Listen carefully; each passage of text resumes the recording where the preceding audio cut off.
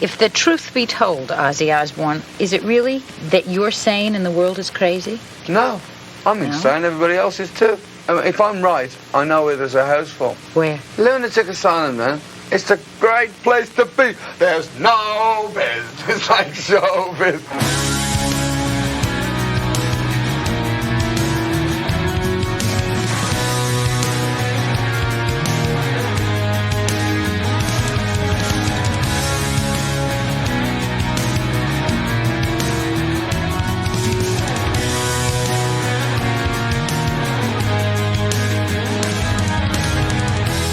Hello, and welcome to another episode of Diary of the Madman, the ultimate Ozzy Osbourne podcast where we geek the fuck out about all things Ozzy and all things Ozzy related. I am Josh Crum, and I just blew Daniel Drago's head off. How's it going, Dan? How you doing, man? I am still suffering from that big hello. My gosh, that was great. Man, I hope I woke everybody up with that because we're excited today to talk a little Evil Shuffle. That's right. We are on Evil Shuffle. We only have 3 songs left, 2 after this. Yeah. Finally blowing through it, man. About fucking time. Like, about ready for a re-release of this record, and we're finally finishing up.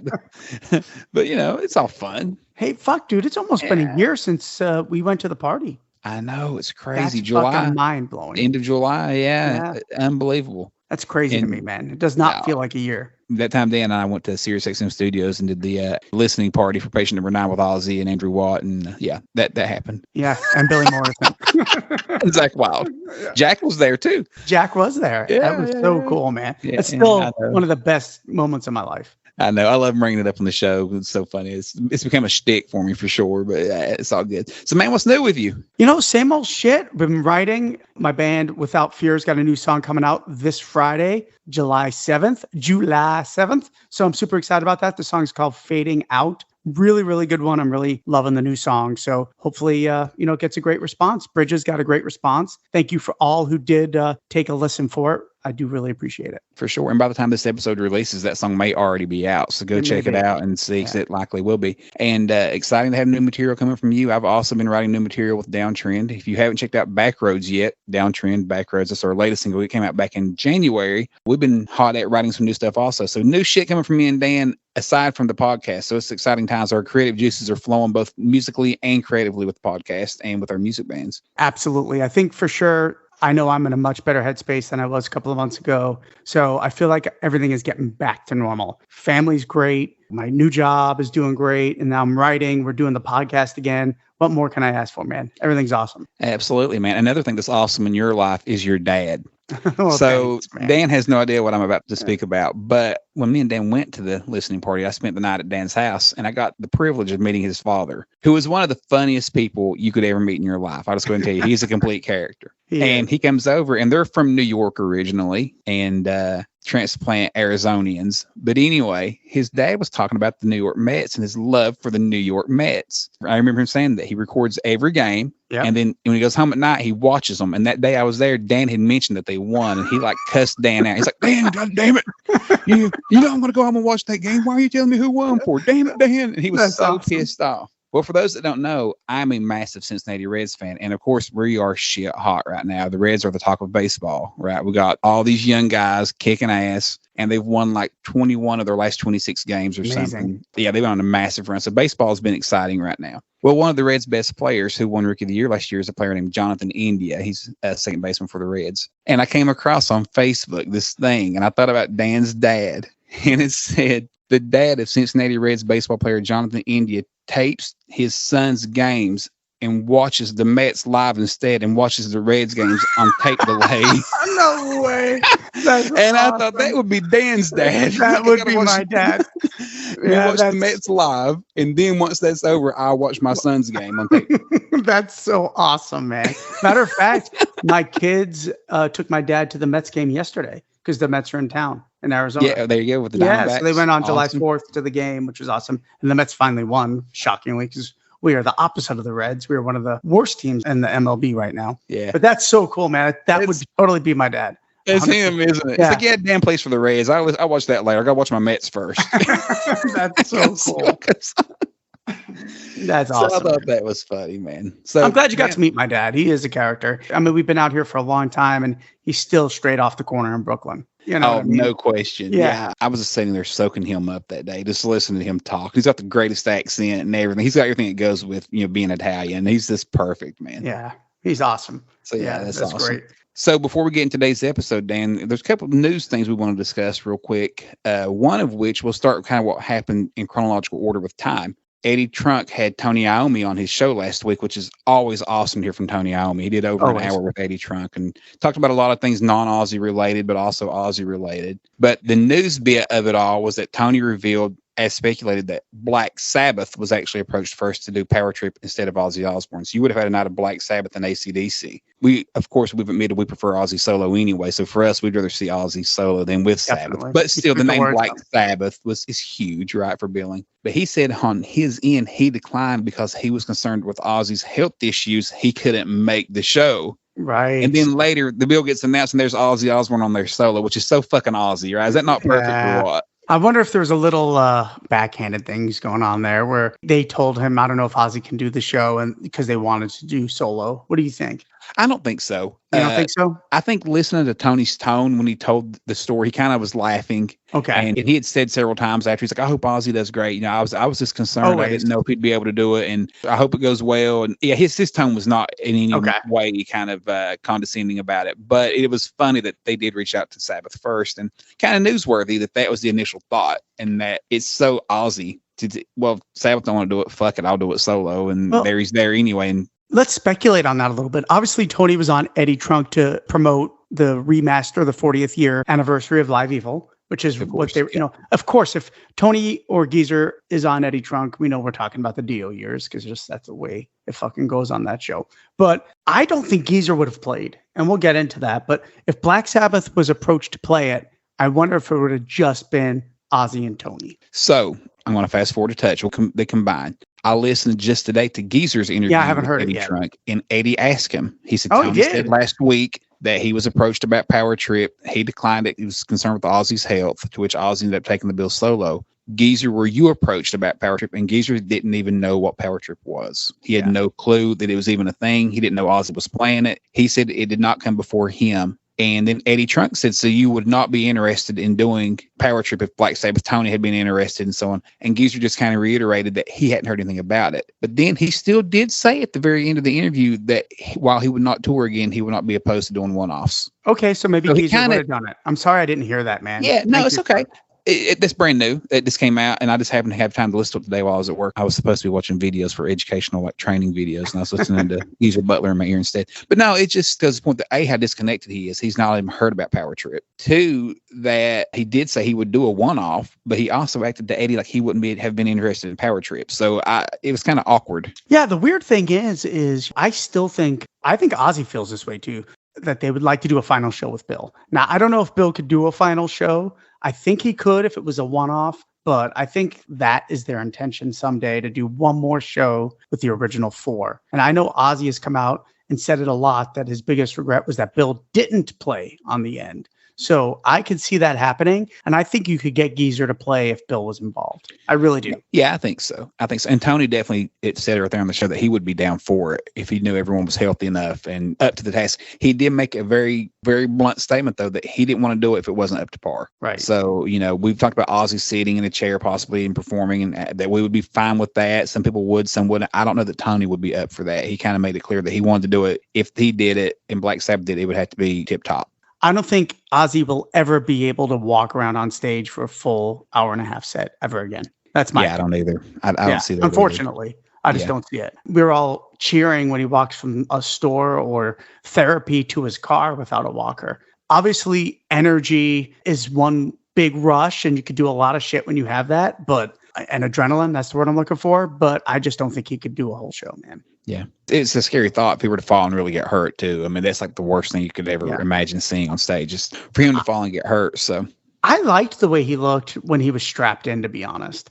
I don't think it looked bad at all. No, I didn't. Right? Think so. I don't think so. Fully expect these creative ideas, almost like Kiss-like, where he's on pedestals that move or platforms that move, things like that. thrown at times. You can definitely mix in a few different ideas and get fun with it, you know? How cool would that be where you can do like bring back the ultimate sin throne that he sat in, do a cool Speak of the Devil throne that he has on the, you know, on those photo sessions. You could really get creative with it, dude. No question about it. Absolutely could. Yeah. And it goes back to what you and I said for the past 2 years. Vegas, it'd just be the perfect place. You could have those props set up there night after night, and it just lends itself to it so perfectly. So Tony did say he's also working on new music, but we don't know what for. I don't think he even knows what for. He didn't know what for. Yeah, which is pretty awesome. So that's exciting too. I mean, obviously, anytime Tony is writing and composing, it's great news. And we're such big fans of Mr. Iommi. And I'm excited for the fucking Born Again remix and remaster, dude. I love that record, and I know they're eventually going to work on it. They're talking about re-releasing Tony Martin era albums, and there are some great Tony Martin era albums. I think Cross Purposes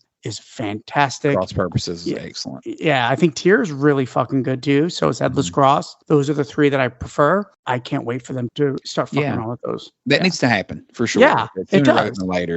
It's too relevant also to not be in the catalog. It's just ridiculous. No question. There's a lot of unreleased material. Diehards have the songs. Like I have the unreleased material and songs from Cross Purposes, but we need to have easy access to this shit.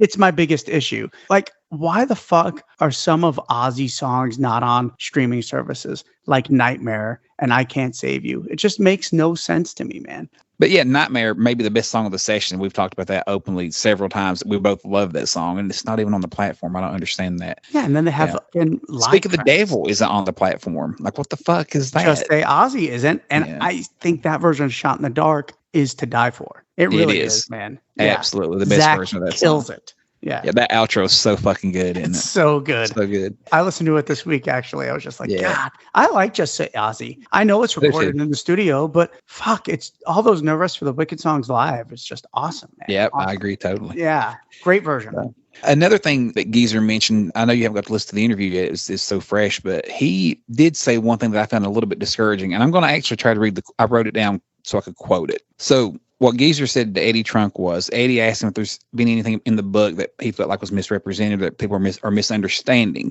And Geezer said, not really, but he did say, quote, people seem to be surprised that I haven't spoken to the rest of the band since the last gig. I don't know why I would be calling them up every week after being on the road with them for the last 50 years. Yeah, that's harsh, man. Yikes. Ouch. I know, right? Yeah. I mean, at that point, they're family. You know what I mean? It's like, I don't know, man. It's weird. I mean, no, you don't have to call up every week, but the final gig was how many years ago now? Yeah. 5, 6? At least. Right. I understand you don't feel the need to call them up every week, but every so often you would think you would, especially when there's ailments. You know, Tony has cancer. Ozzy's been through hell and back the past couple of years. You would think it's the occasional, hey, man, just want you to know I'm thinking about you or something. Doesn't seem out of line. And, you know, we don't want to bag on Geezer because God knows he's one of the godfathers of our lives, what we've grew up just idolizing so much. And Geezer's such a huge part of it. But I just find that to be such an insensitive, disappointing statement from him. And why would I feel the need to call him up every week? It's like no one's asking you to call every week. They're asking you to call every so often. Right. So just to clarify, the last concert was February 4th, 2017. We're coming up on over 6 years now. Yeah, so that's just ridiculous. Yeah. Like you said, even if you talk to them once a month or once every quarter, something. Once a year. Yeah. I don't know. I don't understand how you. Yeah. And you get this like I get it. Like when you write a record, I don't get the being in Black Sabbath. That's a whole nother fucking level. But even the little pissant records I've done in my life, you have a bond with that people. Now, there are guys that I've played with in the past that we just never got along and I don't talk to anymore. But I would. They, quite frankly, haven't returned my phone calls. So I don't understand that concept because to me, when you create something like that, it creates a bond that is undeniable and unbreakable, in my opinion. Yeah, it just makes you wonder. Like Dan and I have said for years that we felt like, and before the show, Geezer was the one that was finished with Black Sabbath. We don't think Ozzy was. We don't think Tony was. And that it was Geezer. And I think as times went on, that's proven more and more true. He definitely did not want to do another album. I know at one point he even came out and said publicly, where do we have to go from here? We had a #1 album all over the country. It can only get worse from there.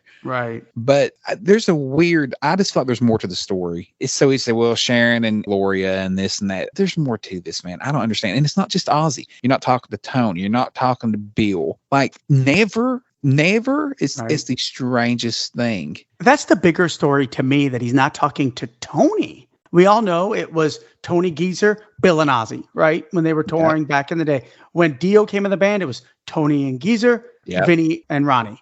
And that was kind of how that band broke apart. So Yeah. it's always Tony and Geezer, always. I am fucking mind blown that Geezer and Tony are not still talking. Yeah, it's so easy to hear Ozzy and just put all the blame on Sharon. But let's be real, it goes further than that. You know, it goes to Bill and Tony. And I know when Tony said it, it kind of it was like, whoa, like you said, that was the moment that it really hit the fans. Like, Geezer is not fucking with anybody. Don't you feel like it has to be money? I don't know what else it could be, dude. It has to be money. It has to be. He did mention the interview with Trunk about Ozzy suing. He actually referred to, he said Sharon sued Tony for rights to the name Black Sabbath, and they got a 50-50 whatever. And he kind of was like, I don't know what the details were of that, but whatever. It's kind of how he stated it, something to that effect. But from what we understand, Sharon and Ozzy did get 50-50 names of the rights, but they split the money evenly between the members. Yeah. You know, that was part of Ozzy's. He even said that himself, not Sharon, in interviews, that I'm suing him on behalf of the rest of the band because the band is on the name. If our faces are on these T-shirts, everybody should get Bill should get a cut from it also. 100%. I think the reason Ozzy sued is so he can have creative control on what Black Sabbath puts out. Yeah. Right. I think that was the main reason. He didn't want Tony moving on, bringing Tony Martin back into the fold, and them doing another Black Sabbath record or something to that effect. Agreed. But Ozzy fought for all four of them to have 25% equal money. And I think I've even heard Geezer say, I don't give a fuck if I'm part of the ownership. As long as I'm getting 25% of the money, then that's all that really matters. And that really is what would matter. Yeah. You know, And now that might not be of the tour though. That's of merchandise. That's of prior recordings. That's of all that stuff. True. Now we know for sure the touring, because Bill got an unsignable contract, True. quote unquote. So we know that's not how it is in the tour. True. But for definitely prior T-shirts, merchandising, all of that shit, it was 25% split. Yeah. Yeah, there's more to it. And maybe that's it. Maybe for the end tour, you know, once Geezer's looking down his paychecks, maybe he's getting paid, half of what Tony and Ozzy were. Who fucking knows? Well, isn't that already been established, like with like a band like Motley Crue, right? Where Vince Neil and I think Mick Mars were contracted employees. I think Tommy and Nikki were the only ones making money. Now, I love Crue, but I don't know them like I know Ozzy off the top of my head here. So, but I believe that's the case where they were not getting equal money. Yeah, Guns N' Roses is the easiest example. Axl Rose owns the name Guns N' Roses. Right. And at this point, Slash and Duff are hired musicians for Axl. Yeah, and that's just a reality. Right. And that's also why they're recording Hard School and Absurd and these other Chinese Democracy songs, and they're redoing them because Axl tells them to, because they're employees. They're getting paid handsomely. I'd like to have that gig. Yeah, for sure. But yeah, I guess that's what it comes down to. So I don't know. It's just disheartening, I think, for fans like us and whoever's listening to this show. I know you all love Ozzy so much and Black Sabbath, and you grew up with them and you love them, and in your mind, they're brothers. And I think they are still brothers, but it's frustrating and disheartening to know that they don't speak as often as they should in these golden years of their life, the twilight of their life. Yeah, for sure. And it is the music business. And I know it's such a cliche thing to say, but it is the reality of it. There is a business first. And a lot of times, and Black Sabbath is a great example of this, they're not even in control of all of the shit that goes on from a business standpoint. Yeah. Honestly, back in the 70s, they had no idea what was going on. And they were all getting taken. So it is the music business. And hopefully these guys can understand what they've accomplished. They created a genre of music. They have millions of fans. And I think it's disheartening that Geezer's not talking to them, because we knew this a year ago where Ozzy said he still talks to Bill. Tony's still talking to Bill. So they're all talking to each other but Geezer. Yeah. Disappointing. Yeah. So the other interesting thing that Josh had brought up to me today after listening to the interview was that Geezer in the interview just came out and said that Ozzy wrote the lyrics to Black Sabbath, to Wicked World, and Fairies Wear Boots. And we knew Black Sabbath and Fairies Wear Boots. I mean, Josh and I have been talking about that for a long time now on this podcast, that Ozzy wrote the lyrics to that. Now, interesting fact, Geezer wrote the music for Black Sabbath, the first 3/4 of the song before it speeds up. Yeah, and it's based off of Gustav Holst's Mars, which is a suite of classical music. And a lot of people think Tony was inspired by that, but it was actually Geezer. But I think it's really interesting that Ozzy wrote the lyrics to Wicked World. And I'll tell you why. They are clear in a way, maybe his most thought-provoking lyric he's ever written. Because I always thought those were great lyrics personally. And I just always assumed those were Geezer's, because they kind of like are a pre-war pigs to me. Talking about how, we want to go to the moon, but we can't take care of our poor. They're very thought-provoking lyrics, and I always thought they were incredible lyrics. I thought maybe it was one of the strongest parts of the song because it's a very basic song, quite frankly. Yeah. And I'm really over the moon to find out that Ozzy wrote those. It goes to show you that Ozzy is way more involved than people give him credit for. And it also goes to show that Ozzy can really put a really thoughtful, awesome set of lyrics together. Black Sabbath is also a great set of lyrics. Yeah, absolutely. I know when he said that, I was so shocked also. And I'm like, whoa. Like for one, hearing Geezer say again, Ozzy wrote the song lyrics for Black Sabbath. Because a lot of people try to refute that and say that Ozzy didn't write Black Sabbath. And Geezer said on a couple of occasions now that Ozzy did write those lyrics. And to hear him, restate that one more time just for everybody was awesome. And Fairies Wear Boots, of course, was written about the skinheads who were trying to fight Geezer outside the studio and this and that. He mentioned that again, that Ozzy at that point just, after they chased the guys off, that Ozzy had wrote those lyrics and brought them in. But then, when he said Wicked World, my ears perked up and I was like, I have never heard this. And I was like, Dan, have we heard this before that Ozzy wrote Wicked World? Like, am I forgetting this? And he's like, no, this is new news. That's 3 songs right there in the early era, 3 classic Black Sabbath songs that Ozzy wrote the lyrics for that we know of on top of some of the others later on, So he's always had his hand in the melodies and so on and so forth. But I think he was more heavy-handed lyrically than people give him credit for early on. That said, of course, Geezer handled the bulk of it, and there's no denying that. He's amazing. And I just want to reinstate how good these lyrics are, Josh. I'm not joking. I've always been kind of really into these lyrics, even as a kid, because I really thought it was like a precursor to War Pigs. And I'm not talking about war, but just how politicians and just don't care about the poor and stuff like that. People go to work just to earn their bread while people just across the sea are counting their dead. I mean, just really kind of intelligent lines. Like I always love the line, they could put a man on the moon quite easy, and the delivery of that while people here on earth are dying of old diseases. What a great fucking lyric, dude. Yeah. Great lyric. And like you said, it sounds like classic Geezer. So it does. It does. I am so shocked that Ozzy did it, to be perfectly blunt. Yeah. So that was we do shit on Eddie Trunk on the show sometimes, but both those interviews with Geezer and with Tony were excellent. If you can go back and listen to those, I advise it. Listen, Eddie is the best at what he does. The only reason we shit on him is because of his outlook on Ozzy. He is negative on Ozzy. He'll get out there and claim he isn't, but that's just not facts. He is. He is anti-Ozzy, and he doesn't really think Ozzy is very talented. And well, even when Geezer said that, he goes, "Oh, so Ozzy did write some lyrics in Black Sabbath." Like, he never heard he wrote any, and it's like he knows he's wrote some of them. Shit, it's a stupid comment, Trump, and that's the frustration about it. That's a stupid ass comment. We all know that Ozzy wrote "Who Are You? Am I Going Insane?" He wrote "The Writ." There are plenty of lyrics that Ozzy wrote in Black Sabbath. If you want to be the world's premier rock and roll heavy metal dude, you should know that Ozzy's penned lyrics. It's ridiculous. Yeah. One more quick thing that Geezer mentioned in that I thought was interesting too, what there for the listeners, just a little food for thought. He said that in the later years, probably around the Technical Ecstasy era, that Ozzy showed up to a photo shoot wearing a Blizzard of Oz shirt. And Geezer said, he asked him, said, "What is that?" And Ozzy said, "Well, if I ever go solo, that's going to be the name of my band." Which, for all you Blizzard of Oz people, that's what Ozzy said. I'm going to call the band Blizzard of Oz. He did. And he said at that point, Geezer said he'd been writing some solo songs also, some songs on his own, and he played them for Ozzy. And they contemplated going off on their own, the two of them, and starting a new band together, just the two of them. I thought that I'd never really heard that before in that era. We got to get the book, dude. Found that interesting.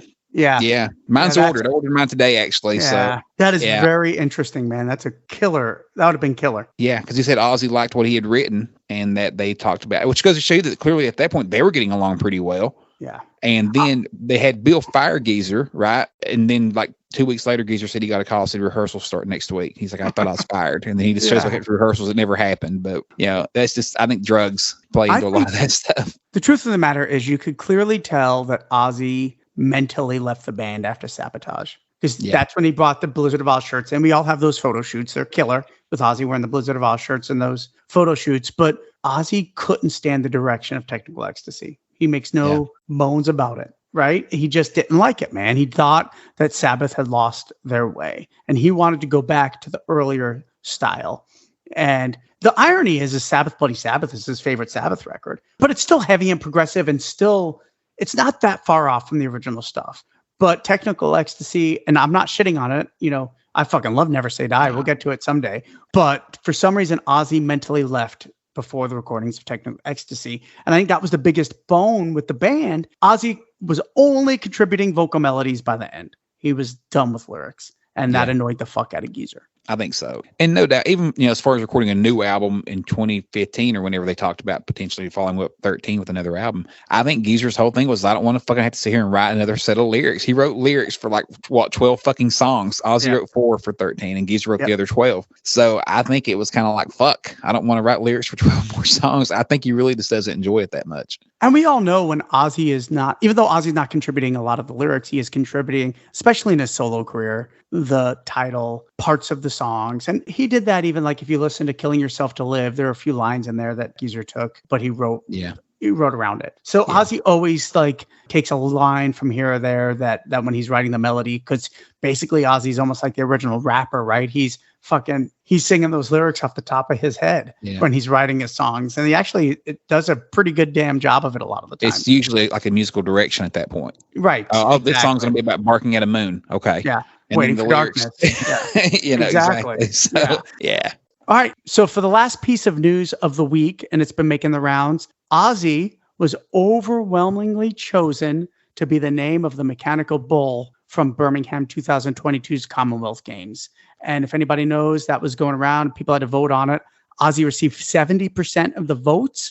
And this bull is now going to be held at the Birmingham New Street Station. And Ozzy was obviously super appreciative, blown away by it, and was very thankful for it. So pretty interesting. To me, it kind of goes hand in hand with Ozzy hopefully someday being knighted. I know that's a very big thing here with a lot of Ozzy fans, and I think Ozzy would love that. I mean, obviously, you've got Paul McCartney, Elton John, a ton of tremendous artists that have been. Brian May recently, Tony's best friend, right? I think it would be great to see Tony and Ozzy knighted personally. I mean, that's who it should be. But it's a great start, the Mechanical Bull being named after Ozzy. And Ozzy put out a video thanking them for the honor, and clearly it did mean a lot to him. But, I think the takeaway that we all really had from the video was how fucking good Ozzy looked and sounded. If you haven't seen the video, go to his social media pages and watch it. He looked great. And I let my wife hear it. He speaks more audible now than he did 25 years ago. Well, we know why. Why? Because of the drugs.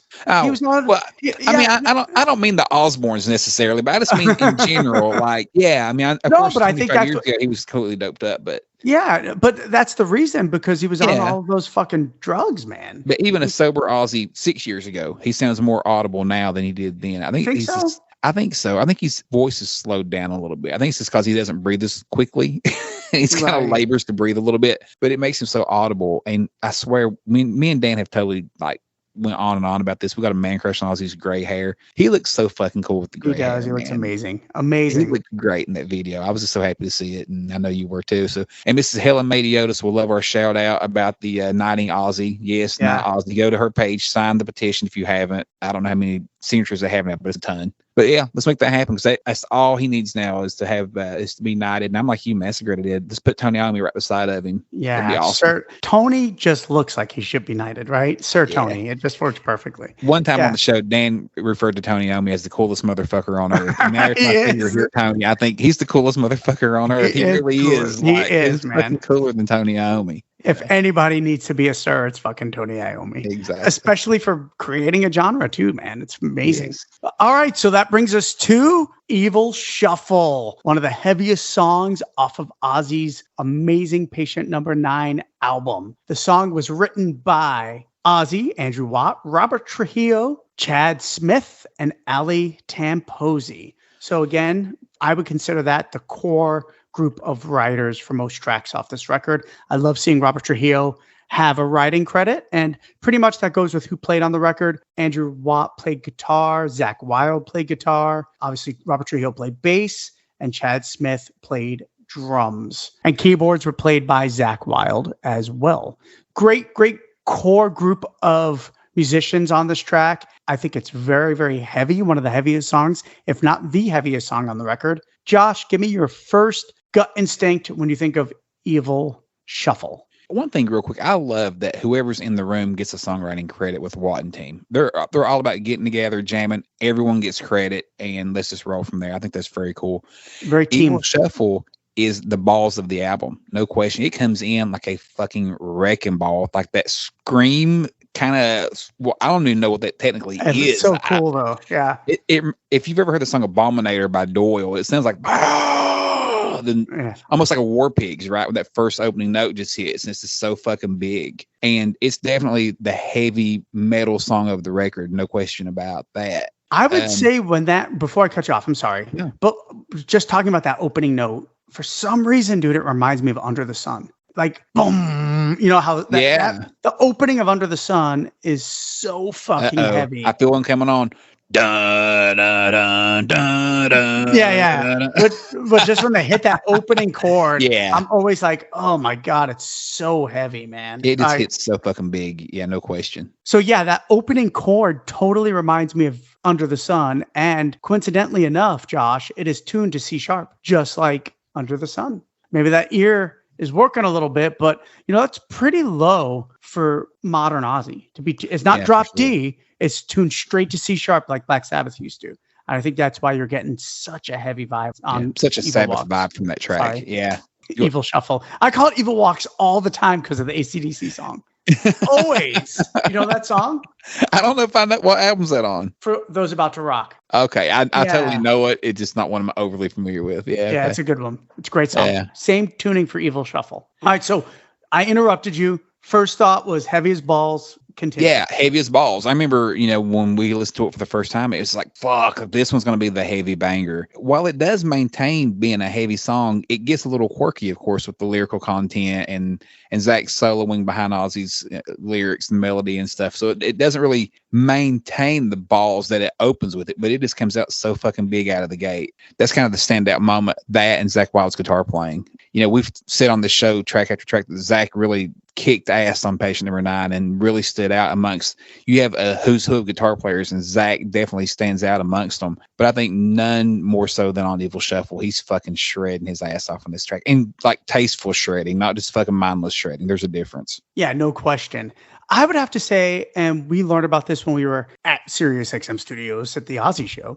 It ain't just me. Dan's a ham also. It ain't just me. I think it kind of makes the song. So when Ozzy is singing the verses, Zakk is following him on the guitar behind. Yes. I think it was Andrew Watt actually that talked about it, where when they originally wrote the song, it was very similar to Straight to Hell, right? Where the band stopped. War Pigs. Well, of course, War Pigs. But yeah, I think of Straight to Hell because it's the Andrew Watt vibe, but it had that vibe where Ozzy sings. And Ozzy's very high in this. And Ryan pointed this out to us, just like Ozzy is on Straight to Hell, where Ozzy's really, really up in the upper register on this. But if you listen closely, Zakk is playing Ozzy's melody behind him. And I think it adds so much to the song. And I think it really elevates it, because I think the song, I don't want to say it would be pedestrian, but as Zakk said, we've heard this before. War Pigs, Straight to Hell, and other countless songs where it's just Ozzy singing. So I think it's really cool that Zakk added that little different vibe to the song. And I think it definitely elevates it from that perspective. And the fact that Zakk wasn't afraid to step up and say that. Sure. For one, let's be clear, Zakk ain't afraid of fucking nobody, but this is not a song he wrote, but yet he had the wherewithal to say, hey, I know how we can improve this. Let me follow Ozzy's melody on the guitar just to give it a different feel and vibe. What I love about it is that he starts out on the higher notes, and then on the second verse when he drops to the lower, good, man. That's the best part of the song. Yeah, I love that section. Honestly, I'm gonna be honest. As a guitar player, if I was following the vocals, I would probably stick on the high notes the entire song. Yeah, and the fact Ozzy's so high. Yeah, and then the fact that he thought to drop down and give us a little bass there on the last half of the second verse is fucking excellent. If you remember specifically, Andrew said Zakk originally tried to play chords behind Ozzy. Remember that? Mm-hmm. And it wasn't working, so he decided to follow the vocal melody instead, which worked great. I think you nailed it, Josh. This is what separates Patient Number 9 from Ordinary Man. And we love Ordinary Man. We're not here to shit on that record. Adding the guitar players they did and adding these little ideas and Zakk coming back and saying, why don't we do this, is what elevates these songs. Because the 100%. Guitar playing is off the fucking chain on this song. Zakk shreds, of course, on it. But I think it's really the difference. Obviously, the production is way better too. But Andrew having the foresight and the courage to let other people come in, help the songs. And we know as songwriters, it can be hard to do that sometimes. Because it can be hard. It's your way. It's your vision. And I think it shows so much maturity in someone like Andrew, who doesn't need to prove himself. This guy won fucking Producer of the Year, to open ideas up to these other guys, which is great. Yeah. And he's Zakk Wylde. So I'm sure Andrew would love to have Zakk's input on everything he's involved with him. I mean, it's, why not? Zakk co-wrote No More Tears, so, I mean, and they even mentioned that also, that, Ozzy and Sharon wanted more of a No More Tears vibe. Well, Zakk Wylde helped write No More Tears. So having his input obviously is going to be productive in that, that realm also. So Ozzy's always the star of the show. We established that last episode, but Zakk on this track really stands out. I mean, his guitar playing is just over the fucking top. I think the odd thing about Evil Shuffle is the simple arrangement. It really is a very short song. It's 4 minutes and 10 seconds. And we know the last 10 to 15 seconds is kind of a fuck around. And the first 10 seconds is kind of fuck around. So it's about a 3:40 song, right? Outside of Immortal, it's probably the shortest song on the record. It's basically verse, chorus, bridge, chorus, solo. So it really doesn't have a mid solo in the song. The solo is at the very end of the song, which I thought was kind of interesting. Yeah, extremely cool. Other than Zack's noodling behind Ozzy's vocal, then the ending shred, which is never ending. It goes for fucking like I said, 15 seconds after the track, and I remember the first time we heard that. It's been so blown away by that. Like the track ends and Zack's just jamming and jamming and jamming. And like I said earlier, tasteful jamming. The Zakk we all love. And it's just so fucking cool. It's such a good idea. And it makes you wonder, was that planned out or does Zakk just keep fucking going? I have a theory on that, actually. Let's hear it. You want to go for it now? Yeah. So listeners, we want to know, what do you think is said at the end of that song? Oh. Someone says something in the distance, but you can hear it pick up. Today was the clearest that I've heard it. So I have my something fucking rules. Right? I think it's Ozzy. What's the word? Yeah. Dan and I have went back and forth on this for almost a year now. I think he says Zakk fucking rules. And I think it's Andrew Watt. I think it says Ozzy fucking rules. He thinks it says Ozzy. Now, what I will give Dan to his argument is there's 2 syllables there. Yeah. But if you say it in a country twang, Zakk fucking rules, there goes 2 syllables. Hold on. Wait a minute. Hold on. Not everybody is from Kentucky, and we're going to throw a country twang. Zakk is as New Jersey as it gets, motherfucker. I think Watt did admit they did say they went to Zack's studio because they were kind of have some, I don't want to say issues. This is the very track that Zakk, you mentioned it earlier. Zakk wasn't overly happy with some things. He wanted to discuss some rearrangements of some stuff. So Watt said he went to Zack's studio, the Black Vatican, to work on this track, right? And I think when Zakk was tracking that song and he just kept fucking shredding and kept shredding. Now, I'm not saying it wasn't planned. It may have been planned for him to keep shredding. Watt might have told him before the take, hey, once the song ends, just keep on fucking jamming, man. Just fucking rip, let it rip, and we'll, whatever. We'll edit from there. It may have been planned. But I think when Zakk was shredding and it's so fucking beautiful and tasteful, I think Andrew yelled from the fucking control room, Zakk fucking rules. And they kept it. That's my opinion. Think it's Zakk yelling Ozzy fucking rules while he's shredding. That's what maybe. I think. Yeah. We gotta find out. Yeah. I think Ozzy find this out. I think Zakk is shredding, knowing he's recording the Ozzy record, shredding, and he just screams out, Ozzy fucking rules. Because it's right at the end as he's holding that final note. Yeah. It could be, as I'm not backtracking. I still stick to my story, but I will say on my wall in front of my face right now, I have a No Rest for the Wicked autographed vinyl record by Zakk, to which he writes, Ozzy rules, Zakk Wylde. You know what? We have a connection with Zakk. We have a tight connection.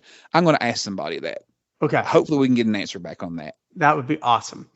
Again, the song is pretty straightforward. It is basically, I feel like them trying to write a heavy song for the record. Because, I jammed this record the other day. Between One of Those Days, 1,000 Shades, Mr. Darkness, Nothing Feels Right, all great songs, but they all kind of are mellow heavy, right? This album has so much in common with Osmosis, man. I'm sorry. It is like Osmosis Jr. It really is, which is probably why you and I love it so much. But I think they were purposely writing a heavy song. And I think, that's what Degradation Rules is as well. Yeah, absolutely. I think so.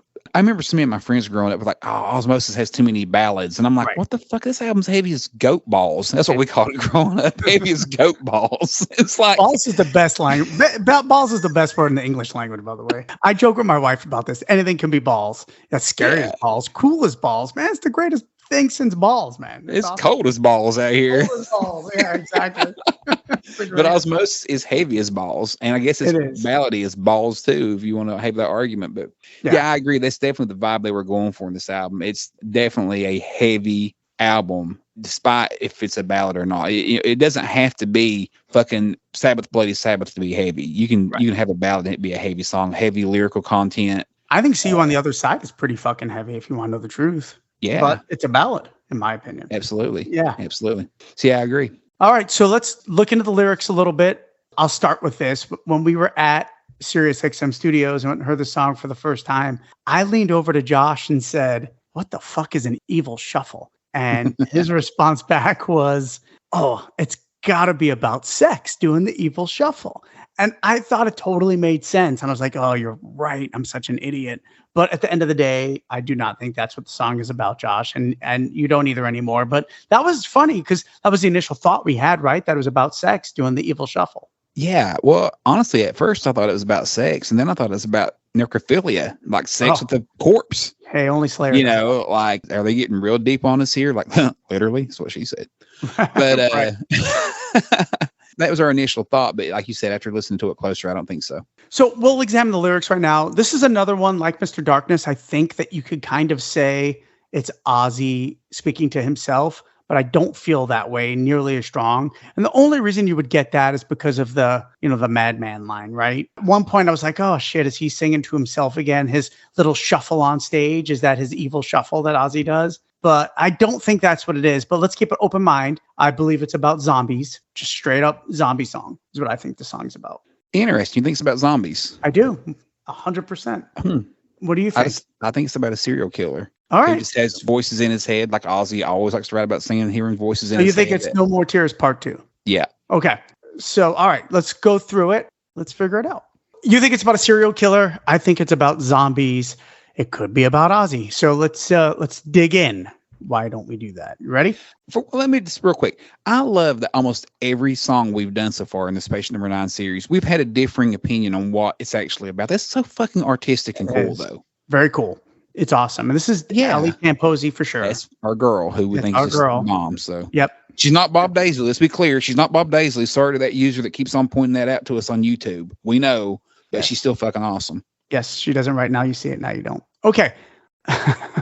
All right. So I'm sorry. I couldn't help myself. We all love Bob, obviously. Of course we fucking love Bob. That's what kills me. Like, you can't say anything about, like, it's like, okay, look, deep down, we know actually that Ryan fucking loves Over the Mountain. Right. We just like his balls. Yes, of course. Yeah. We fucking love Bob Daisley. But does Ryan love Over the Mountain? I don't think he does. He said that drum intro sucked. So whatever. We tried to ask who wrote it, and he was like, it doesn't matter. It sucks. All right, here's the first verse. I'm looking for pleasure. My pleasure is pain. I know that the night is calling for the evil shuffle again. It starts with a feeling. I'm losing control. There's blood on the ceiling, baby. And the voices call from below. Yeah. All right. So that really is verse 1. And I still feel like it could be either or. Right. It could be. Definitely very straightforward. Clearly someone's going to die and there's blood all over the ceiling and the voices are there. There's an urge, right? The urge to do something. Yeah, agreed. So the next is madman living inside me. He won't let me go. Madman, his smiling so frightening. Turn my night to a beautiful nightmare. Yeah. Again, same thing. I feel something's inside this person that's making them commit bad acts. He comes out at night is when he wants to create harm. It starts with a feeling he's losing control. So the evil shuffle could be maybe him walking to go kill a victim or the zombie shuffle. And we got Zombie Stomp Part 2. Still up for debate. Yeah. Definitely has a Night Stalker vibe, though, so far. Yeah, it does. 100%. All right. So the next is I crawl in the shadows. I prey on the weak. When I do the evil shuffle, you won't be moving your feet. I'll never escape it. Death brings me to life. Now that's my zombie line. You'll cry for mercy, baby, but the laughter's getting you high. Let's talk about this again. I crawl in the shadows, I prey on the weak. Could be either when I do the evil shuffle, you won't be moving your feet. I'll never escape it. Death brings me to life. Now that could be either. I took it literally. Death brings me to life as a zombie, but maybe the killer's saying when he kills, that's when I'm feeling alive. I take it figuratively like that. Yeah. You'll cry for mercy, baby, but the laughter. And that's pretty much the whole song. Madman living inside me won't let me go. Madman, his smiling's so frightening. Turn my night to a beautiful nightmare. Then we do have a little bit of a bridge. Madman who lives inside me, driving me crazy all night long. Doing the evil shuffle is really where I do belong, So one of my pet peeves about this song is that they use the line madman living inside me in the bridge. And I don't know why it's a pet peeve of mine, but I find it lazy. And I don't say that very often about this record, but we go to that bridge section with the cool ass riff And Ozzy once again is Madman, singing Madman Living Inside Me, which is the chorus refrain. And I just wish they wouldn't have gone there during the bridge. It kind of bothers me a little bit. Yeah, you're pretty big on that. I remember there, a couple of songs on Ordinary Man, you had an issue with that. Sometimes they kind of went lazy on the bridge a little bit. And Ozzy's known for amazing bridges. I guess that's part of it. He's done it before. I mean, Jesus Christ, Waiting for Darkness is one of my all-time favorite songs. And the bridge is just Waiting for Darkness. But for some reason, it bothers me in this song.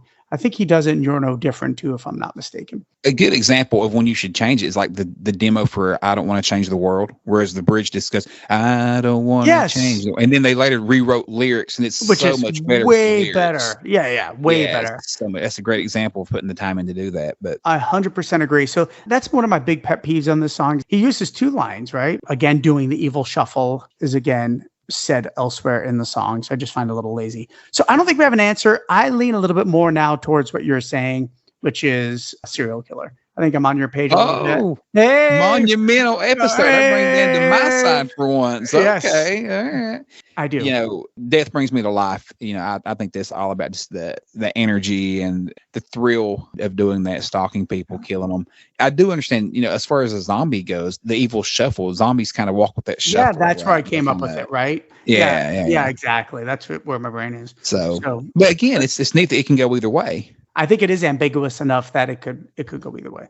Listeners, let us know what you think. I'd love to hear what you guys think on what this song is actually about. Do you lean on the zombie side or the serial killer side? Maybe we'll put a poll up. Definitely interesting. Like I said, it's fun that you can go either way. That's the beautiful part about art. Maybe it's neither one. Maybe it's something we don't even realize yet, but this one to me feels more straightforward. And I think night stalking and killing and voices in their head is just a classic Ozzy go-to. Obviously, Ali Temposa was the lyricist in this song, but I feel like Ozzy had a heavy part in a lot of these lyrics. This kind of corny shit, the evil shuffle.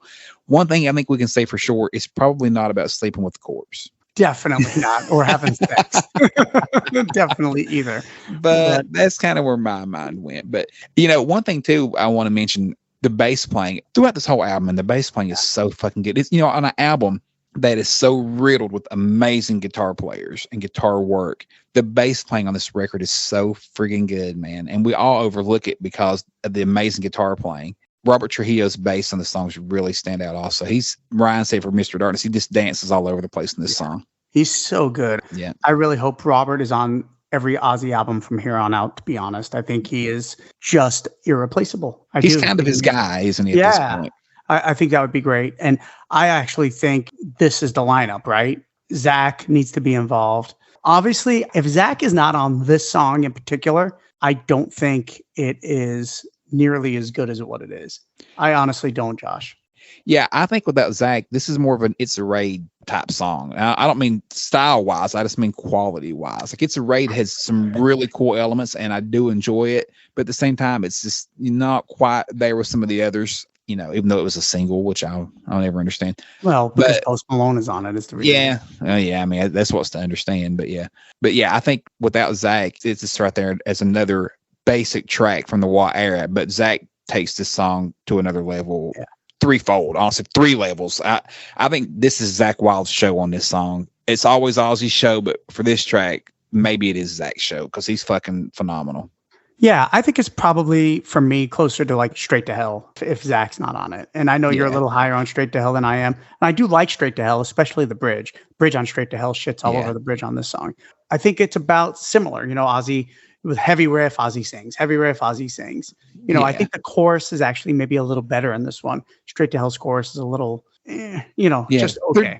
They're definitely similar style. I just mean quality wise. Yeah, it's more on for me in the vein of It's a Raid, but I understand that for you, Straight to Hell is kind of down there with It's a Raid. Yeah, exactly. Whereas for me, I hold that one a little higher than you do. So that's I think we're both saying the same thing, just in different ways. But yeah, still that said, it leads to the fucking strength of this album because I really fucking love this song. Yeah. On Ordinary Man, this is probably a middle upper of the pack track. I think it's probably, we talk about this a lot. I think there's 4 to 5 probably off Ordinary Man that are fucking lights out good. I mean, amazing.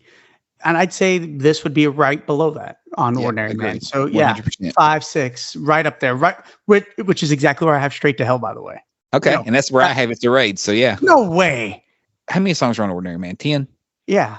It's a Raid's probably about 7 or 8 for me. Okay. Yeah, this is a little better than that. Yeah, a little bit better than that. So at the end of the day, I do think this is a solid song. Unfortunately, it does fall in my bottom 4. And it does kind of break my heart a little bit. Degradation Rules also fell in my bottom 4. No Escape From Now also fell in my bottom 4. In a weird way, some of the heavier songs off this record all have been in my bottom. I'm going to say for me, upper middle pack. Don't I say that every episode or whatever? Yeah, whatever. Oh, fucking shit. No way. For me, if I'm being 100% honest, Evil Shuffle might be my least favorite song on the album. It's this one and Degradation Rules are probably my bottom 2. But again, we say this a million times, and we know the listeners at this point get it. It's just the quality of the fucking record, though.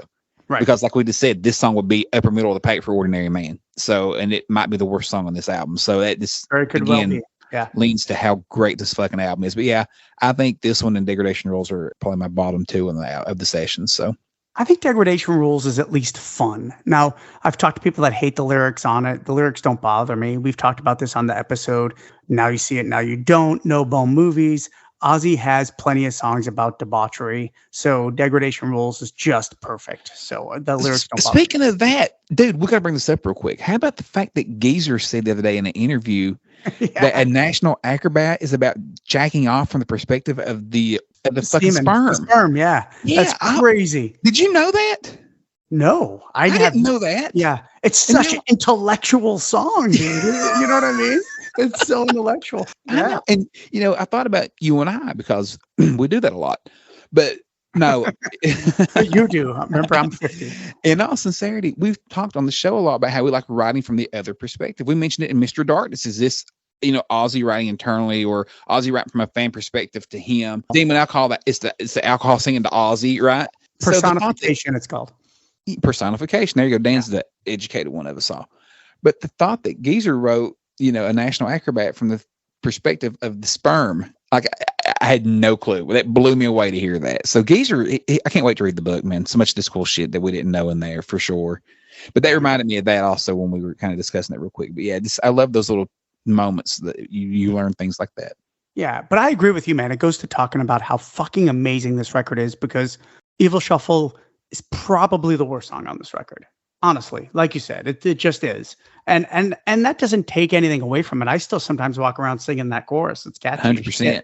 Melodies are fine. Ozzy's a little higher than he probably should have been, but the reason is because it's tuned to C sharp.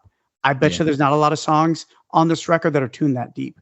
Yep. I'm telling you right now, most of this is E flat. We've always said Ozzy's best in E flat.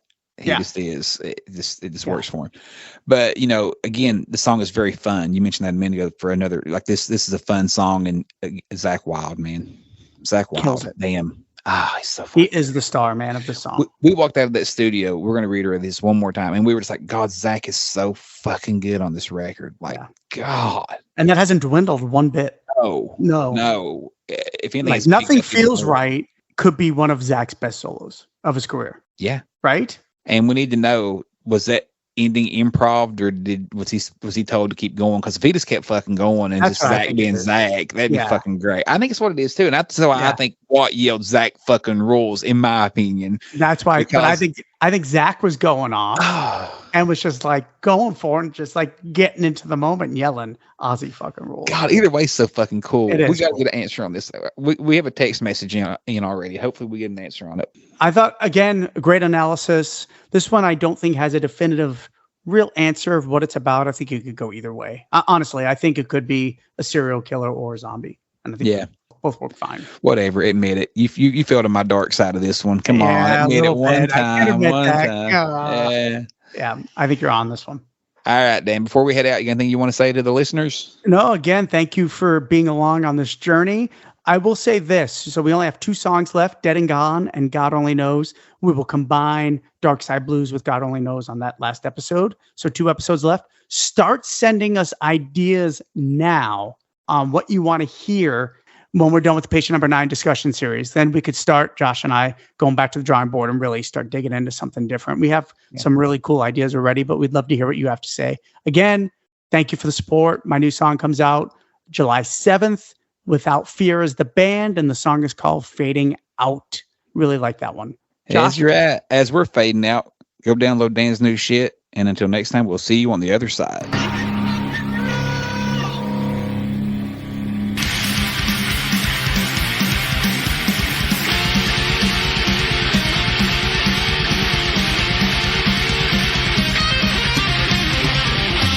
Did I lose you?